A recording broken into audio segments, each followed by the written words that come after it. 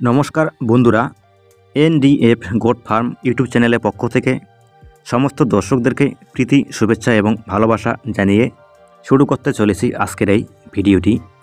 আজকে আমি এই ভিডিওতে আলোচনা করব মা ছাগলের শরীর স্বাস্থ্য ভালো কিন্তু বাচ্চা হয়েছে অনেক ছোট, কেন হয় এই সমস্যা এবং এই সমস্যার সমাধান কিভাবে করতে পারবো। ত্রিপুরা থেকে এক দর্শক বন্ধু আমাকে ফোনের মাধ্যমে জিজ্ঞাসা করেছিলেন তার ফার্মে এই ধরনের সমস্যা হয়েছিল। মা ছাগলের শরীর স্বাস্থ্য খুবই ভালো কিন্তু বাচ্চা হয়েছে অনেক ছোট ছোট, কেন হয় এই সমস্যা এবং এই সমস্যার সমাধান কিভাবে করা সম্ভব, আগামীতে যেন এই ধরনের সমস্যা না হয় তার জন্য আমাকে কি ব্যবস্থা নিতে হবে, এই বিষয়ে দর্শক বন্ধু জানতে চেয়েছিলেন। যদি আপনার ফার্মে এই ধরনের সমস্যা হয়ে থাকে অথবা আগামীতে যেন এই ধরনের সমস্যা না হয় তার জন্য ভিডিওটি মনোযোগ সহকারে শেষ মুহূর্ত অবধি অবশ্যই দেখবেন। সম্পূর্ণ ভিডিওটি দেখার পর ভিডিওতে দেওয়া তথ্য যদি আপনাদের উপকারে আসে ভিডিওতে একটি লাইক করতে ভুলবেন না। যদি আপনি আমার এই চ্যানেলে প্রথমবার এসে থাকেন চ্যানেলটিকে সাবস্ক্রাইব করে আমাদের সঙ্গে থাকবেন। মা ছাগলের শরীর স্বাস্থ্য ভালো অথচ বাচ্চা হয় অনেক ছোট ছোট, এই সমস্যা হওয়ার প্রধান তিনটি কারণ থাকে। প্রথম কারণ, মা ছাগল যখন গাভীন হয়, গাভীন অবস্থায় যদি আপনারা সঠিকভাবে সঠিক সময়ে ছাগলের কৃমিনাশক না করান, কৃমি থাকার কারণে ছাগলের বিভিন্ন ধরনের সমস্যা হয় এবং সেই সমস্যা সমাধান করার জন্য আপনারা বিভিন্ন ধরনের ওষুধ ব্যবহার করেন, বিভিন্ন ধরনের অ্যান্টিবায়োটিক ব্যবহার করেন। হাই পাওয়ারি ওষুধ এবং হাই পাওয়ারি অ্যান্টিবায়োটিক ব্যবহার করার ফলে ছাগলটি দুর্বল হয়।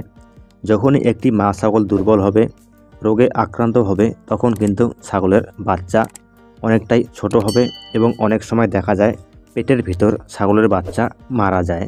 মা ছাগলের তুলনায় বাচ্চা অনেক ছোট হওয়ার দ্বিতীয় কারণ, গাভীন অবস্থায় ছাগলকে যদি আপনারা পুষ্টিকর খাবার সঠিকভাবে খাওয়াতে না পারেন, সঠিক মাত্রায় খাওয়াতে না পারেন, পুষ্টির অভাবে ছাগল বিভিন্ন ধরনের রোগে আক্রান্ত হতে পারে এবং যদি গাভীন অবস্থায় কোনো ছাগল রোগে আক্রান্ত হয় তাহলে সেই ছাগলের বাচ্চা সুস্থ এবং সবলভাবে জন্মগ্রহণ করতে পারে না।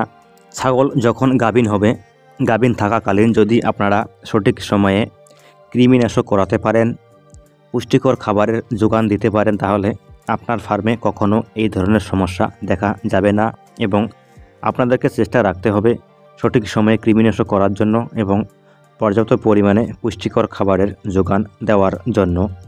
মা ছাগলের তুলনায় বাচ্চা অনেক ছোট হওয়ার তৃতীয় কারণ, যে মেল ছাগলকে দিয়ে আপনারা আপনার ফিমেল ছাগলের ব্রিডিং করাবেন, সেই মেল ছাগলের স্পার্মের কোয়ালিটি যদি লো থাকে তাহলে আপনার ছাগলের বাচ্চা অনেক ছোট হবে।